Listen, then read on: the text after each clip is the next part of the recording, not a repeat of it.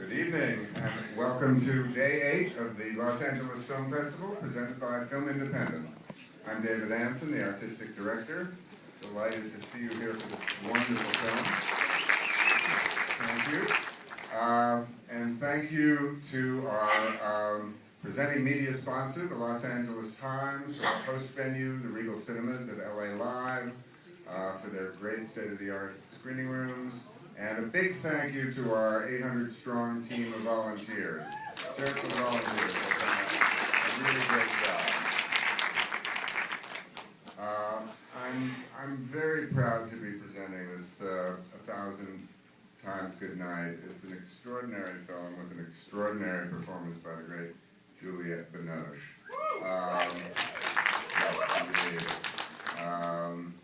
I won't spoil it by telling you anything about it. You will discover it yourself, and where it goes and where it takes place. But let me introduce the two producers of the film, who will also be here afterwards for a Q&A, so stick around. For Finn Gredrum and Stein Kvei. Sorry about mangling your names.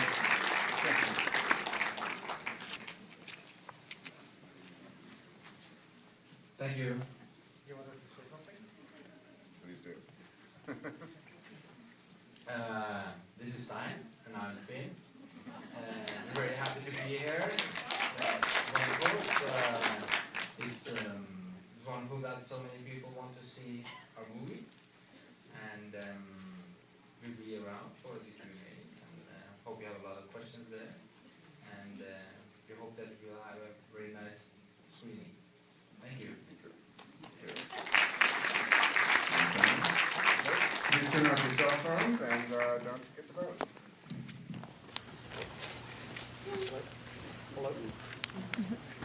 Hello. Please help me welcome the producers of 10,000 Times Goodnight, Finn Gerdrum and Stein Kvei.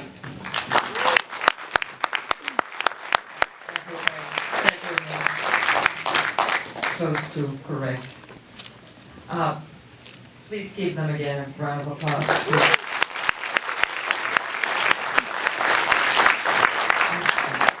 After seeing it again, I think also we should give a round of applause to Lauren Canny, the oldest daughter. I think she was... We're thankful to the length of the credits to sort of recuperate from watching it again.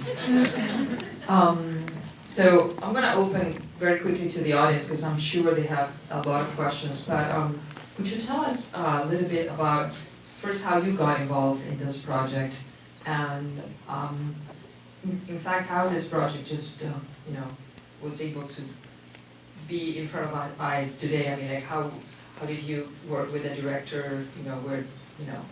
When Juliette got involved, a little bit of the process of making it. We usually do like Finn starts and I follow up, so we'll do that again. We'll do that now. Little number. Okay. This is the fourth movie that we do with this director. He's part of our company, and I produced all his movies, so Stan's been involved in the last one. And we always start with the question, what do we want to do a movie about now? And the last one was about the mother that lost her child, and now and Eric, he used to be a conflict photographer himself. He started out as that before he became a DOP and then later a director. So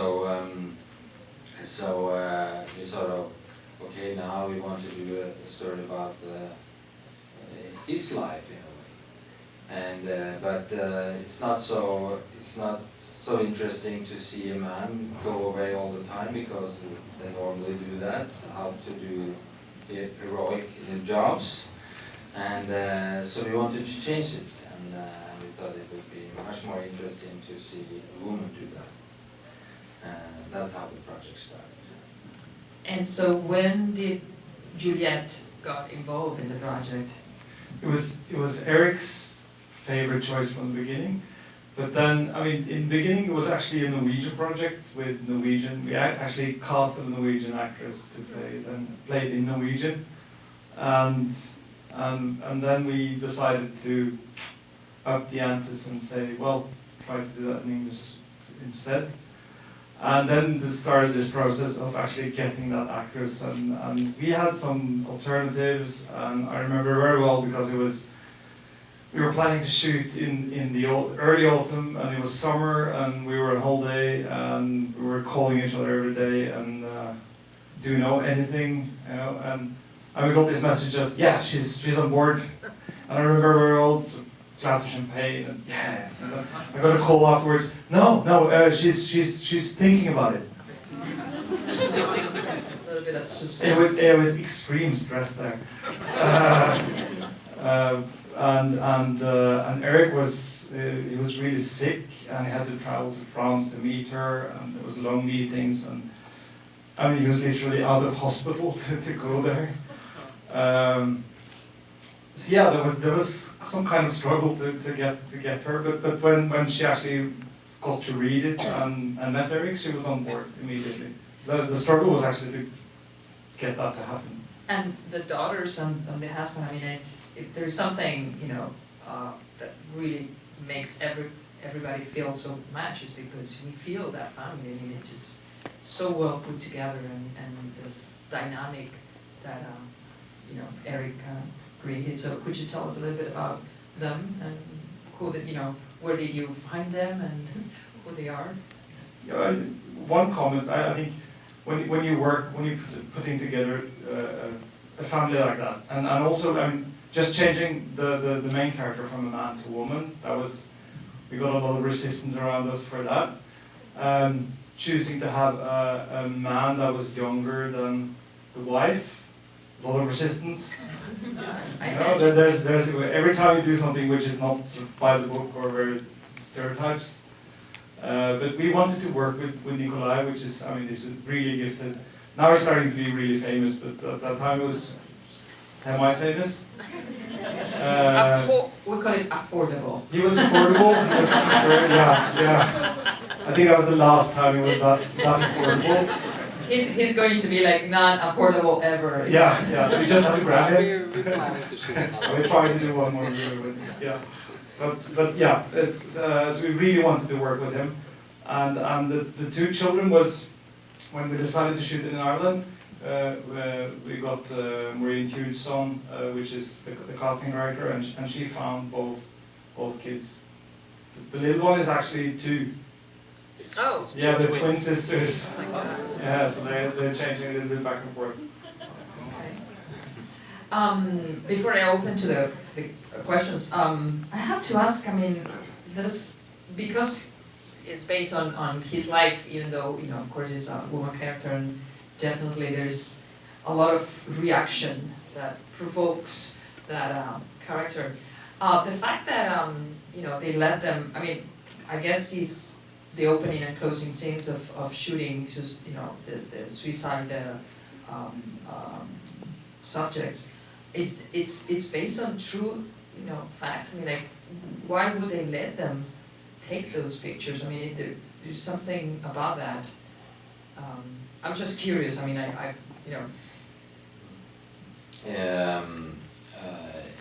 Eric was, he was a photographer, and he was in situations like that. And it was kind of new to us. We did a lot of research, of course, about female suicide bombers, and to be able to photograph, to take photos of female suicide bombers, you have to be a female. But they are allowed. Men are not allowed to do that. And of course, that has been a lot of discussions. We had a lot of discussions, and why do they want to do it? Is it what's in it for them? Mm-hmm. Of course, it's a way of bringing the cause forward and stuff like that.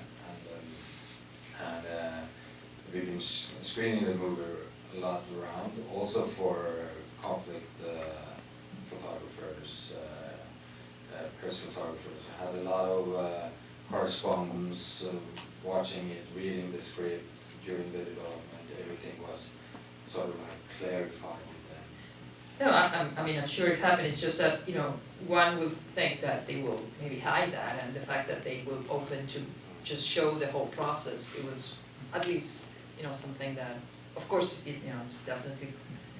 Yeah, I mean, it's not a true story per se, but as Finn said, we did a lot of research, and also at that point when we started shooting the film, there had been no incidents of female suicide bombers in Kabul, so people also told us that can almost happen, and it actually the first day. Eric and photographer landed in Kabul to shoot the first Kabul scene. It actually happened. So we actually got a phone from Eric, almost parallel that we heard it in the news.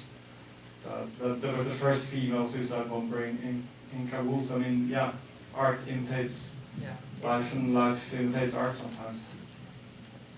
Of course, I have 1,000 questions to do, but there are so many. I'm going to start with some people on the back. Yeah. What has the conversation been like with the photojournalistic community about the film? And also, I would imagine that they would want their story to be told is the reason why they would be photographed or allow themselves to be photographed. What was the conversation with the photojournalists? And they probably want the story out because they want this to be known. They really like the movie. It's been screened in London in a society for photojournalists. They have their society there and meetings, and they have the screening. We had a big screening there right before the movie opened in UK. And another story about Juliet is that she is sort of like a protector of journalists and photographers working in conflict zones. And all the pictures you actually saw that, I don't know if you saw that in the credits, but all the pictures that Juliet has been supposedly taken, has been taken by either Soraya Miller, more or less Soraya Miller, and some of it's Marcus Bleasdale, and both of those are conflict photographers. Yes. Can you tell us what inspired the title? Title? It's Shakespeare. Shakespeare, and I think it's like all the times you go away, you always want to say goodnight or you want to say goodbye. You always want to make it a proper goodbye because you never know if you come back. So I think that's what is Shakespeare. So I'm very now curious more about Norway because it seems every festival movie I've ever seen from Norway is always dark and deep and cold, and so That's Norway. I mean, it's sort of a balance between the light and the dark, and always from Norway it balances a little heavy, and I cry. So it's interesting to me. You know, it's like a New York literary scene in a way. It's sort of interesting. You know, I wonder if there's maybe a lack of sunshine. Tell me a little bit. We were happy to be here. Of Okay, course. yeah.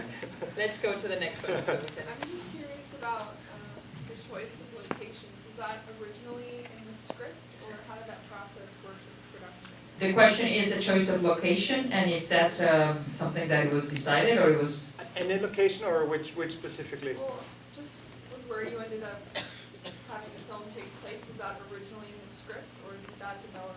The locations were already in the script, or something that you decided once you started production. No, it's part of the development, part of the way we had to finance the movie, but what we wanted was to make a big contrast between the life abroad, where she's taking all the pictures in the conflict areas, and the place where it's at home.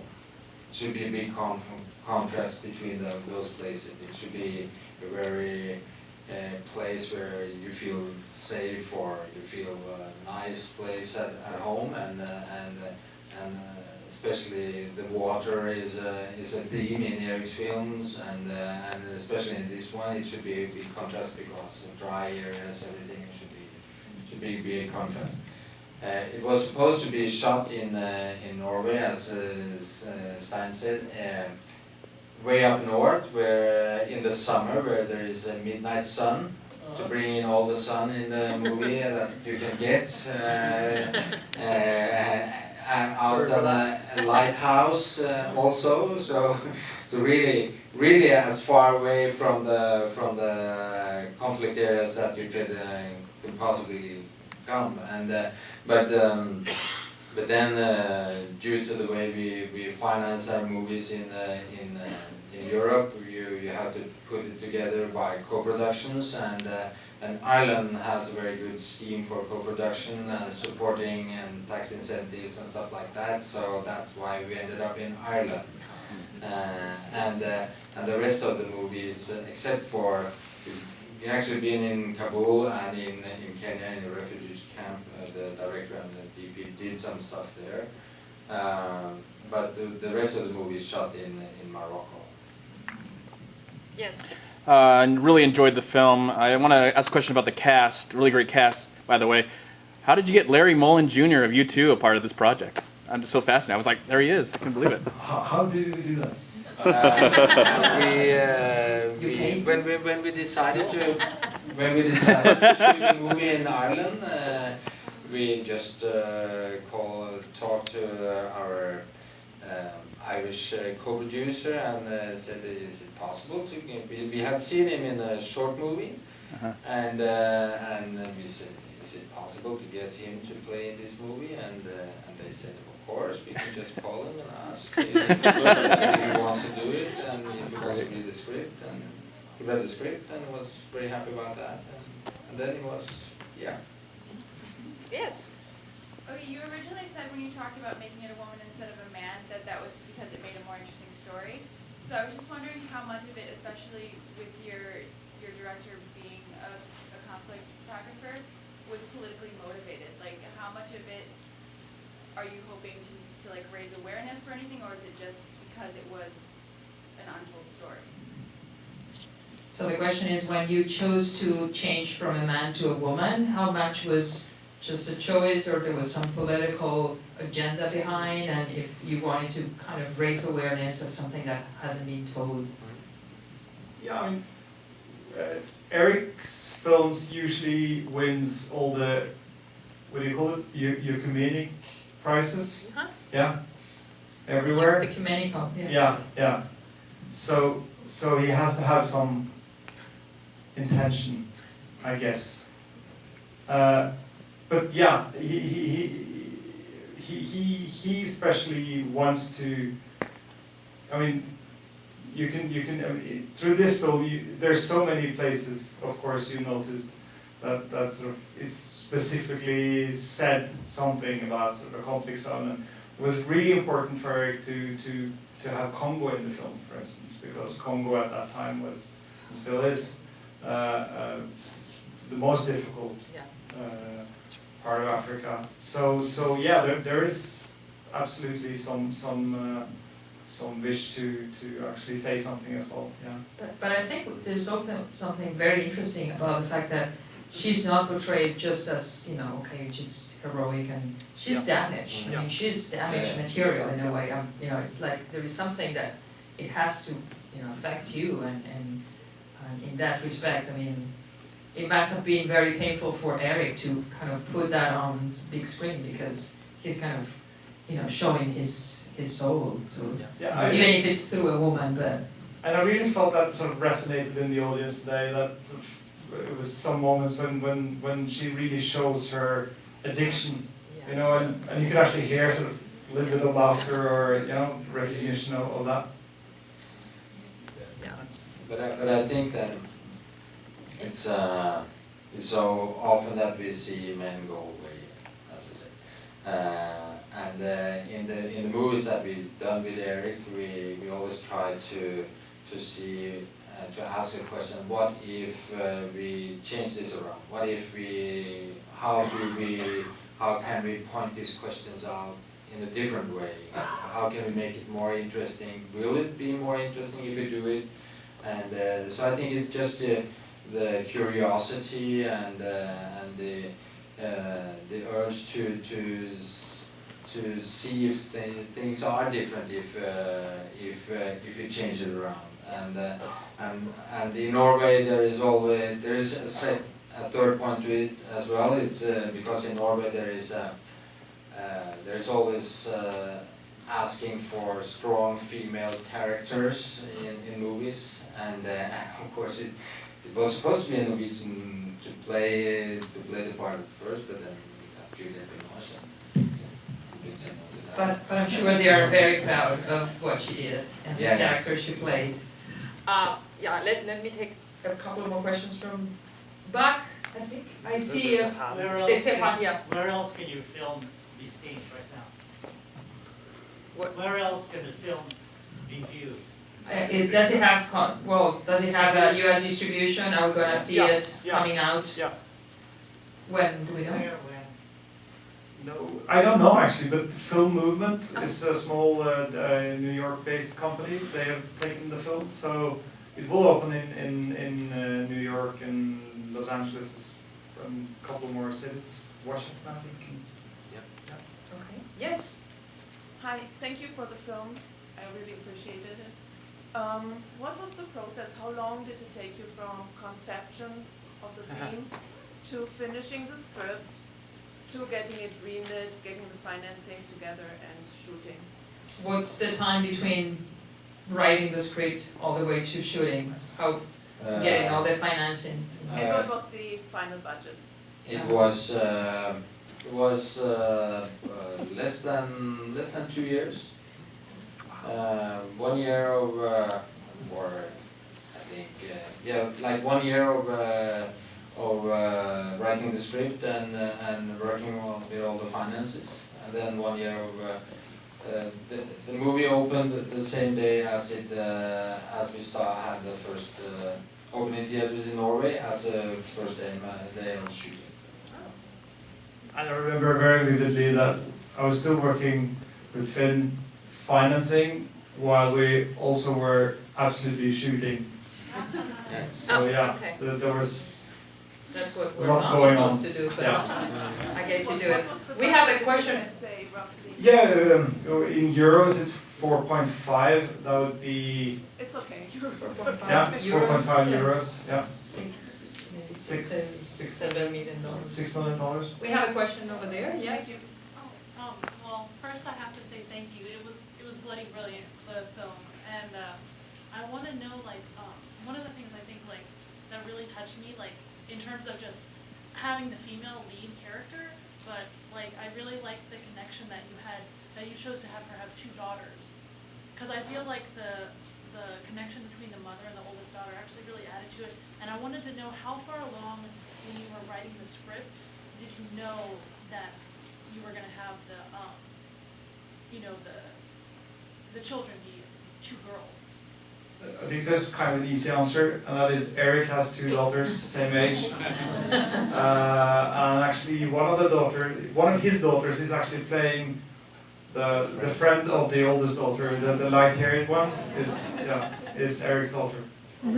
Yes. Okay. We And have a question there, and then Just supply on that, but because we always one of the themes in Eric's movies is the family situation. All the movies has been about some family relations. You said that, I did. yes, we had a question there, and then we're Yeah, going. thank you very much for the picture. I was really enjoying it. The scene in the refugee camp just before, just where she abandons her daughter, was it always set up like this, or did that change?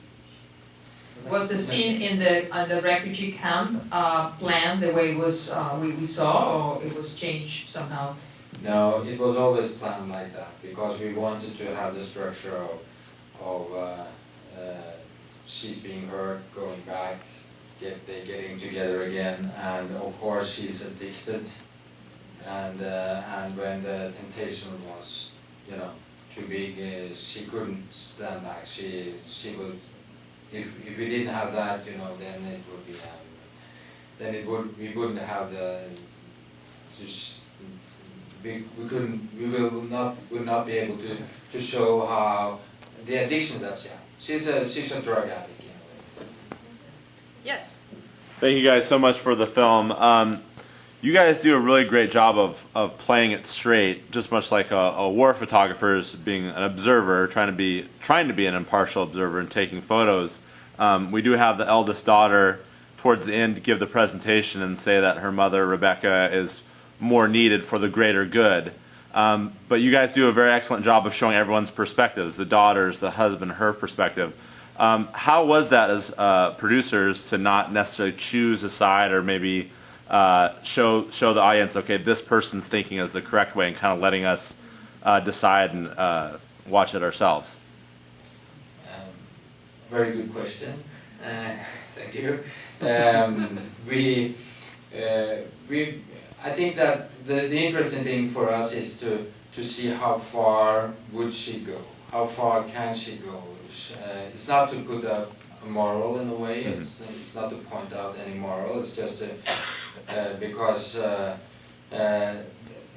what she says in the movie is, I have to find a way to end this, and it ends when she finds the way. At the end, she doesn't take the pictures of the child getting the bomb pressed on. She's stopping there.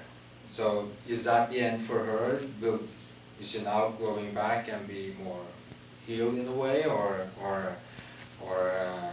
was, yeah, we don't know, but we think that is for the audience to decide, and that is for us to decide. It's no moral nor two lines under the answer of that. We have time for a couple more questions. I think we went through pretty much everybody. That was good. Okay. Well, then that would be it. Thank you. Thank you to all the cast and for Eric for bringing this film to life. And we can't wait to see his next and your next. Thank you. Thank you.